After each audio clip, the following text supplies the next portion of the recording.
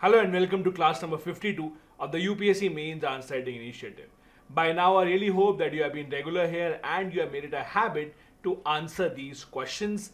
Doesn't matter how difficult they seem to you because this is the first step towards mastering answer writing. What do we do here? Every single evening at 7 p.m. we have this session where we discuss a previous year question, try and answer that, discuss that topic, and also give you a homework to write, and you can send that for evaluation with me, and I'll be happy to evaluate that with you for 2 to 3 days usually. Let's see what is the question that we'll be facing today. But before that, again a reminder that I always do in every single class. If you are new here, if you do not know how to begin answer writing, my suggestion is I'm giving the link of the entire playlist in the description of this video. Go to that playlist and then go to class number 1. In the very first class, you will see where I have discussed the entire structure of the answers, how to write the introduction, how to write the main body, and how to conclude any answer. That will help you out in ensuring that you have a proper structure in your mind. So please do that, and then you can come back to see the question that we are discussing. Today we have taken up a question again that is asked by UPSC in 2022. It's a question from GS1. It's a slightly tricky question. The language is slightly tricky. Given the diversities among the tribal communities in India, in which specific context should they be considered as a single category? So it's a pretty short and slightly tricky question. The question is saying we have so many tribal communities in India and there's a lot of diversity. For example, look at the 5th schedule and the 6th schedule. 5th and 6th, both the schedules are meant for tribal population in India. But while the 5th schedule deals with a very different types of tribal population, schedule number 6 deals with very different and diverse tribal population. Even among schedule 6, for example, look at, let's say, northeast part of India. A tribal living in Nagaland would have very different culture, very different kind of way of living and ethnicity as compared to a tribal, let's say, living in Assam. Similarly, a tribal living in Manipur would not really have the same kind of approach to life as someone living in Ladakh. So tribal, the name gives the feeling it's just one group, but there's a lot of diversity amongst the tribals also. The question is that given that there is so much diversity amongst the tribals, in what context can they be considered as a single category? In other words, what the question is asking, amongst all the tribal communities in India, most of them, what are some of the common characteristics where you can say that, oh, this is an issue with all the tribals, this is an issue that all the tribals face, so that the government can target that issue and then they can try and bring in policy for that. So that is the gist of the question, that there is a lot of diversity amongst the tribal population. Even then we see that the tribal population still has some common characteristics, and that is something that we have to understand, and that is something that we have to write here. So let's see. We start with an introduction, either a definition or a fact. It's difficult to define tribal, so we'll give a fact. 325 tribal communities of India are diverse with distinct socio-cultural traits, but they face common challenges that make sure that their recognition as a single category can be a good idea for the government to resolve these issues. So we are given a fact basically that how many tribal communities exist in India, and we have given a kind of a connecting line between the intro and the main body by saying that yes, all of them have common challenges.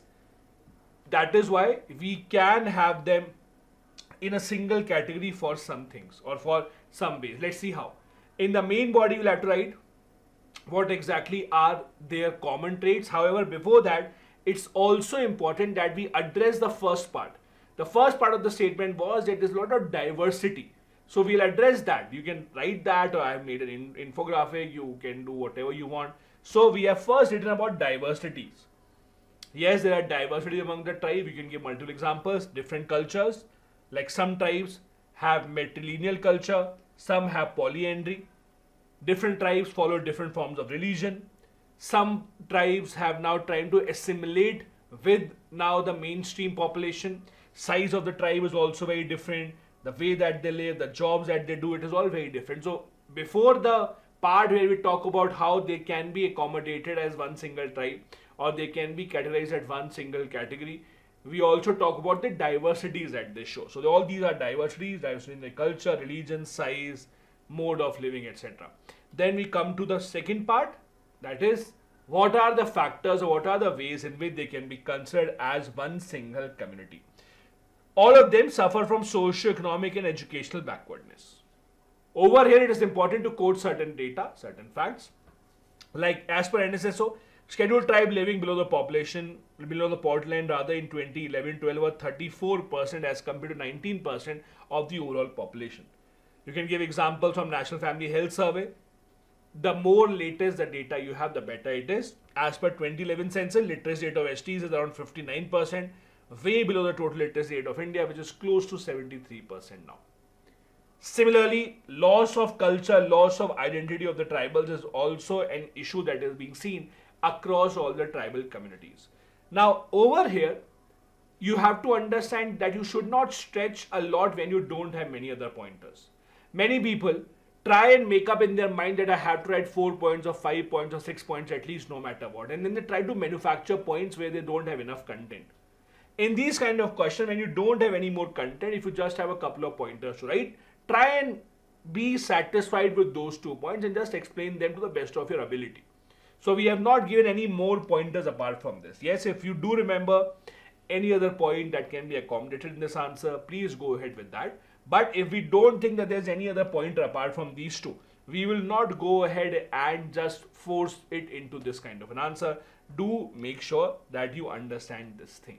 Then we'll conclude it by saying how there is diversity amongst the tribes and there are common problems faced by them, and thus it is necessary to have a flexible criteria to designate some of them into scheduled tribe status or not. Something like this can be the conclusion.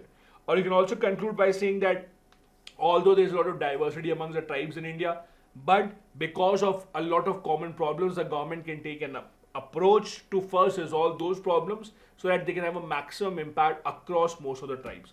Something like this can be the conclusion depending upon where you stand. Now time for your homework. Listen to this. What are the consequences of Supreme Court of India's recent decision to acquit death row inmates and its efforts to modify death penalty sentencing? How do these actions reflect on the current state of judicial procedures and sentencing practices in India? 200-word answer. Think about it. Think about how to write this answer. I'll be happy to evaluate if you send across to my email ID. If you're new here, do hit the subscribe button. If you're interested in my mains answer writing mastering course, you can contact me on this email ID. I'll be happy to mentor you. There's a paid program that I'm running for that. Also, if you want to download my app to see all my other programs, the link is in the description of the video. Thank you so much. Bye-bye. Jai Hind.